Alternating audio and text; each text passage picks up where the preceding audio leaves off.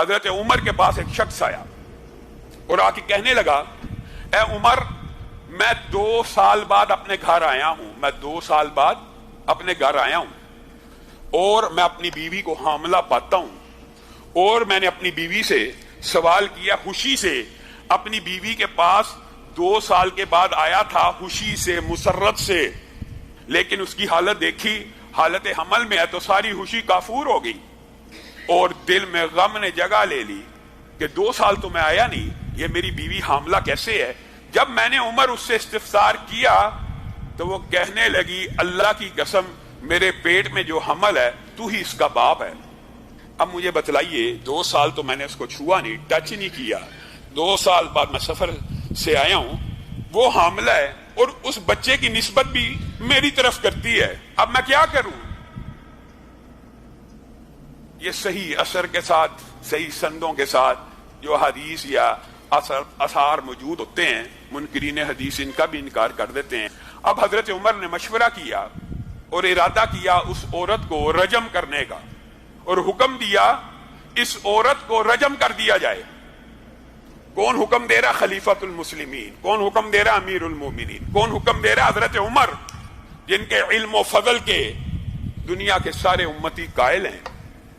پاس ہی معاذ ابن جبل بیٹھے ہیں، کہا، عمر، میں آپ کے فیصلے کو چیلنج کرتا ہوں، میں آپ کا فیصلہ نہیں مانتا، آپ اپنی اصلاح کریں۔ کون کہہ رہا ہے؟ ایک رتبے میں، مقام میں کم درجے کا صحابی اعلیٰ درجے کے صحابی کو ٹوک رہا ہے۔ وجہ کیا؟ وجہ اس کے بعد دلیل ہے، یہ نہیں ہے کہ میں تیرے سے بڑا عالم ہوں، سب کو پتا عمر بڑے عالم ہیں۔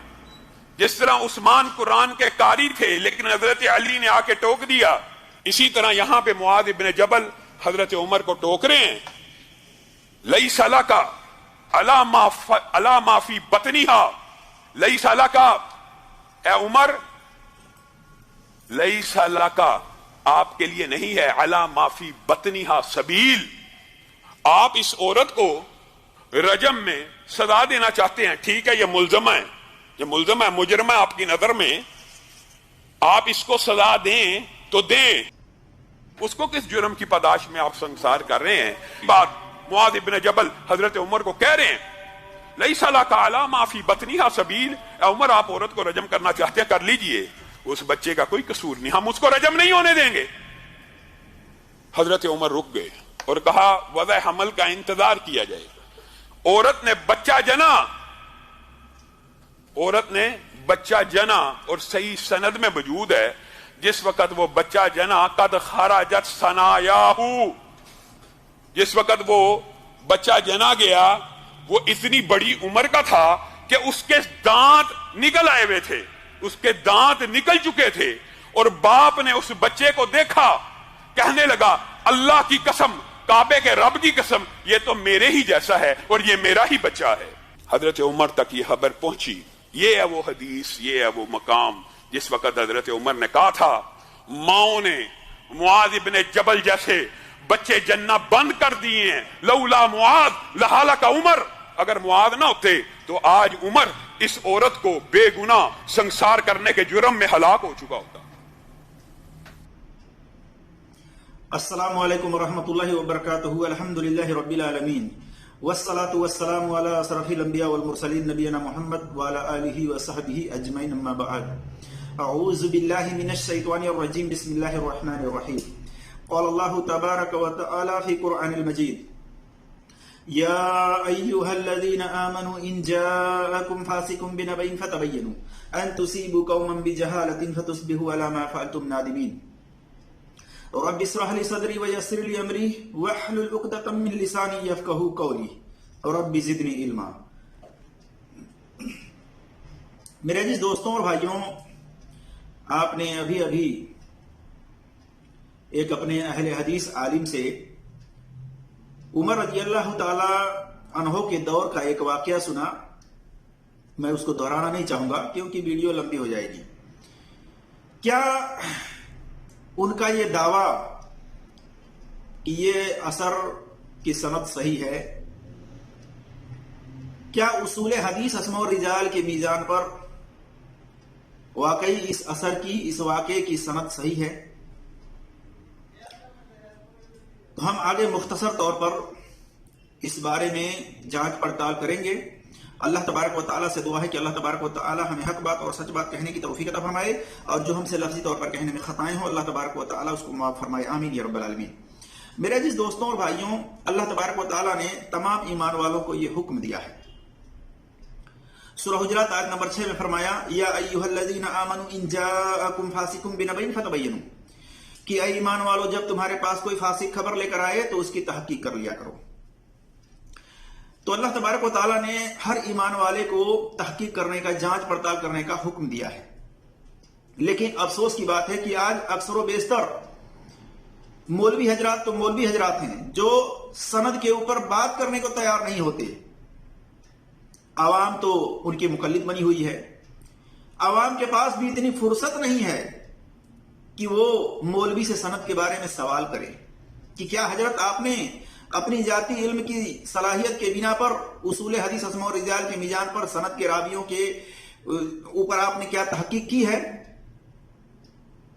یہ ضرورت میرے عزیز دوستوں اور بھائیوں عوام کے اندر بھی نہیں ہو رہی ہے، لیکن الحمدللہ اب لوگ جو ہے متحرک ہو رہے ہیں، جاگ رہے ہیں، اور میں جگانا چاہوں گا بالخصوص ان لوگوں کو جو اپنے آپ کو اہل حدیث کہتے ہیں، اپنے آپ کو سلفی کہتے ہیں۔ اہل حدیث کا منہج ہی ہے تحقیق کرنے والا، آنکھ بند کر کے وہ کسی کی بات کو نہیں مانتا، بلکہ اصول حدیث اسماء و رجال کے میزان پر تحقیق کرتا ہے، سند کی تحقیق کرتا ہے، ایک ایک راویوں کے بارے میں جاننے کی کوشش کرتا ہے۔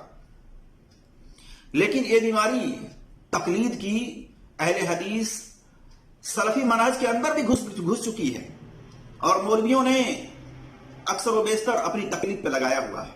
ان کے پاس فرصت نہیں ہے۔ سوال کیا جاتا ہے کہ آئیے حضرت ذرا اس کے سند کے بارے میں بات کرتے ہیں، اس کے سند کے بارے میں بات کرنے کے لیے آئیے فلاں گروپ میں آپ کو جوائن کرتے ہیں، لیکن وہ تیار نہیں ہوتے، کہتے ہیں ہمارے پاس فالتو وقت کے لیے ٹائم نہیں ہے۔ اس کو فالتو وقت کہتے ہیں جس کو محدثین نے اپنا مشن بنایا تھا، اس مشن کو چھوڑ کر کے یہ اپنی منمانی طریقے سے ایسے ایسے واقعات لوگوں میں بیان کر رہے ہیں۔ تو آئیے ہم زیادہ وقت نہ لیتے ہوئے اس واقعے کے بارے میں جاننے کی کوشش کرتے ہیں۔ تو دیکھیے یہ واقعے کی 2-3 سندیں ہیں جہاں تک ہم نے تحقیق کی ہے۔ تو اس کی پہلی سند جو ہے سنن کبریٰ للبہقی کی جلد نمبر 9 صفحہ نمبر 708 709 پر دیکھ سکتے ہیں، حدیث نمبر 15558 پر دیکھ سکتے ہیں۔ یہ عربی کے اندر بھی دیکھ سکتے ہیں، اردو میں ترجمہ ہو چکا ہے، اس میں بھی آپ دیکھ سکتے ہیں۔ اسی طرح سے عمر رضی اللہ تعالیٰ عنہ کی جو سیرت کی کتاب ہے اردو میں، اس میں بھی آپ دیکھ سکتے ہیں، لیکن وہاں پر سند آپ کو نہیں ملے گی۔ اسی طرح سے موسوعات ابن الخطاب رضی اللہ تعالیٰ عنہ کی جو ہے اس کے اندر بھی سند نہیں ہے، لیکن سند آپ کو ملے گی سنن کبریٰ للبہقی کے اندر۔ اسی طرح سے مصنف عبد الرزاق کے اندر، جیسا کہ میں آگے آپ کے سامنے بات رکھوں گا۔ تو آئیے ہم پہلی سند کے بارے میں دیکھتے ہیں۔ سنن کبریٰ للبہقی کے اندر جو سند ہے اس کے بارے میں مصنف نے خود یہ لکھ دیا ہے اس واقعے کے بعد کہ یہ ضعیف روایت ہے۔ کیا علت ہے انہوں نے بتایا نہیں، لیکن ہم جب اصول دیکھتے ہیں اصول حدیث کو تو پتہ چلتا ہے کہ اس کی سند کے اندر جو سنن کبریٰ للبہقی ہے اس کے سند 2 علتیں ہیں۔ اس کے سند میں پہلی علت یہ ہے کہ اس کے اندر الاعمش ہیں۔ الاعمش جو ہیں مشہور مدلس ہیں، انہوں نے ابو سفیان سے سماع کی صراحت نہیں کی ہے، اور یہ مسلم اصول ہے کہ اگر راوی مدلس ہو جب تک وہ سمعنا اخبرنا اخبرینی نہ کہے، یہ نہ بتائے کہ ہم نے فلاں سے سنی ہے، فلاں نے ہم کو خبر دی ہے، تب تک اس کی وہ روایت معتبر نہیں مانی جاتی ہے۔ تو اس سنن کبریٰ للبہقی کے اندر یہ پہلی علت ہے کہ اس کے اندر الاعمش جو ہیں یہ مدلس ہیں، انہوں نے ان سے روایت کی ہے، سماع کی صراحت انہوں نے نہیں کی ہے، اس سننے کے بارے میں ڈیٹیل انہوں نے نہیں بتلائی ہے۔ دوسری علت یہ ہے کہ ابو سفیان جو ہے یہ کہتے ہیں مجھے ہمارے بزرگوں میں سے کسی نے یہ حدیث بیان کی ہے، عمر رضی اللہ تعالیٰ عنہ کا یہ واقعہ۔ اب ابو سفیان جو ہیں اس کا نام نہیں بتا رہے ہیں کہ یہ واقعات جو ہے کس شخص سے سنی ہے، کس راوی سے سنی ہے۔ پتہ چلا کہ وہ راوی جو ہے نامعلوم ہے، مجہول حال ہے۔ تو ان دو علتوں کی بنا پر یہ بھی سند درست نہیں ہے. اسی طرح سے دوسری سند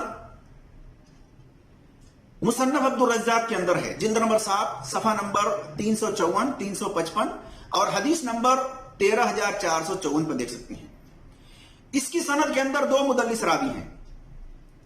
پہلا سفیان الثوری ہیں، مشہور مدلس ہیں، اور دوسرا الاعمش ہیں، یہ بھی مدلس ہیں، اور یہ دونوں اس روایت کے اندر اس کی سند میں موجود ہیں مصنف عبد الرزاق کے اندر. سفیان الثوری جو ہے ان سے روایت کر رہے ہیں، سما کی صراحت نہیں کر رہے ہیں الاعمش سے، اور الاعمش جو بیان کر رہے ہیں وہ بھی ان سے روایت بیان کر رہے ہیں، سما کی انہوں نے تشریح نہیں کی ہے. تو ان دو علتوں کی بنا پر یہ بھی سند ضعیف ہے. اور آگے جو ہے ابو سفیان وہی بات کہتے ہیں کہ ہمارے کسی بزرگ نے یہ واقعہ سنایا ہے، یعنی ابو سفیان جو ہے اس شخص کا نام نہیں بتا رہے ہیں کہ انہوں نے کس سے سنی ہے یہ واقعہ. تو ان دو علتوں کی بنا پر اس کی سند ضعیف ہے، صحیح نہیں ہے اصول حدیث اسم و رجال کی میزان پر. اب ان دونوں راویوں کے بارے میں مدلس ہونے کی دلیل آپ دیکھ سکتے ہیں محقق حافظ جبیر علی جیل رحمۃ اللہ علیہ کی کتاب الفتح المبین فی التحقیق طبقات المدلسین کے اندر صفحہ نمبر 67 اور صفحہ نمبر 73 پر.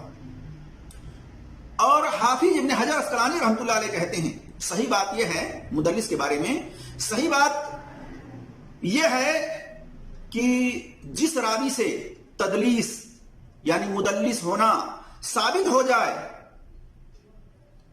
اگرچہ وہ شکا ہو، اعتبار کے لائق ہو، سچا ہو، تو اس کی صرف وہی روایت مقبول ہوگی، قابل قبول ہوگی جس میں وہ سما کی تصریح کرے، جس میں وہ بتائے، سمع تو کہے، سمعنا کہے، حدثنی کہے، اخبرنی کہے، حدثنا کہے، اخبرنا کہے.